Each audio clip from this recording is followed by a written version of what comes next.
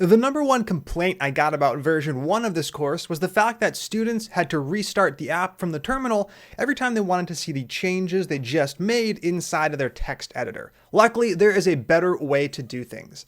In this video, we're going to take a look at how we can automatically restart our app as we make changes to the file. That means if I change Andrew to Mike and save it, it would automatically restart over in the terminal.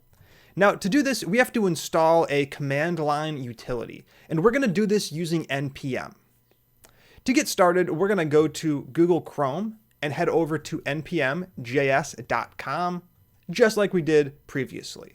And the module we're looking for is called Nodemon. Nodemon is going to be responsible for watching our app for changes and restarting the app when those changes occur. Right here, we can view the docs for Nodemon as well as various things like current version numbers, etc. You can also see it's a really popular module with over 30,000 downloads a day. Now, this module is a little different than the one we used in the last video, Lodash. Lodash got installed and added into our project's package.json file right here. That means it went into our Node modules folder, and we were able to require it in our app.js file.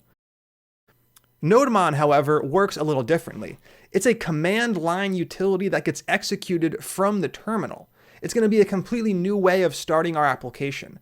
And to install modules to be run from the command line, we have to tweak the install command that we used in the last video. For now, we can start off much the same way though. We're going to use npm install, just like we did in the last video.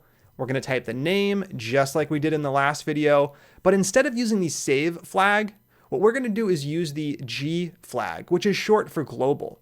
This installs Nodemon as a global utility on your machine, which means it's not going to get added to your specific project and you're never going to require Nodemon. Instead, you're going to be running the Nodemon command from the terminal.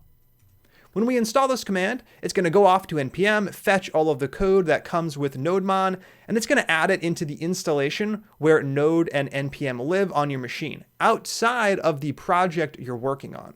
This command could be executed from anywhere in your machine. It does not need to be executed from the project folder, since it doesn't actually update the project at all.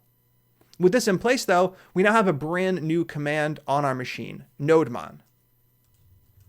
Nodemon is going to get executed just like Node did, where we type the command and then we type the file we want to start. In our case, app.js is the root of our project. When you run it, you're going to see a few things. We're going to see a combination of our app's output along with Nodemon logs that show you what's happening. Here you can see the version Nodemod's using, the files it's watching, and the command it actually ran. Now at this point, it's waiting for more changes. It already ran through the entire app, and it's just going to sit here. It's going to keep running until another change happens or until you shut it down. Inside of Atom, that means we can go ahead and make a few changes to our app. Let's get started by changing Andrew to Mike, and then we're going to go ahead and remove everything else from the array, leaving it just like this.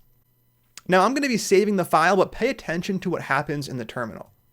Right here, you can see the app automatically restarted, and within a split second, the new output is shown to the screen. You can see we now have our array with one item, a string Mike.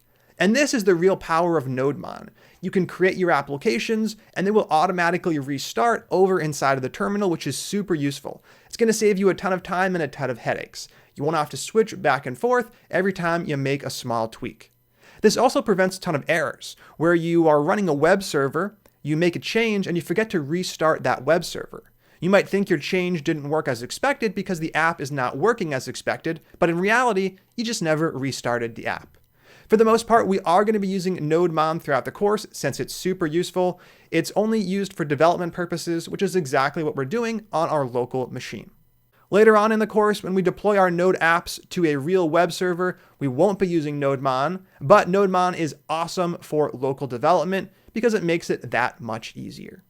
That is it for this video. Now it's time to start exploring how we can get input from the user to create our Notes application. That's going to be the topic of the next few videos. I am super excited to get started.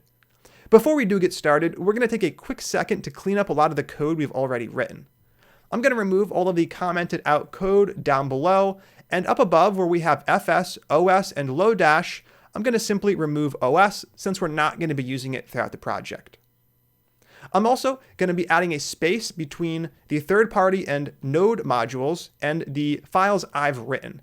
I find this to be a good syntax that makes it a lot easier to quickly scan for either third-party / Node modules and modules that I've created and required down below. Next up, over in Notes, we're going to go ahead and remove the add function. This was only added for demonstration purposes, and we can go ahead and save both of these files, and Nodemon is automatically going to restart. Last but not least, we can remove that greetings.txt file. That was used to demonstrate how the FS module works, and since we already know how it works, we can go ahead and wipe that file. And last but not least, we can always shut down Nodemon using Control-C. Now we're back at the regular terminal. And with this in place, we are done. It's time to move on, figuring out how we can get input from the user, because that's how users are going to be able to create notes, remove notes, and fetch their notes. That is all coming up in the next several videos, so stay tuned. I will see you then.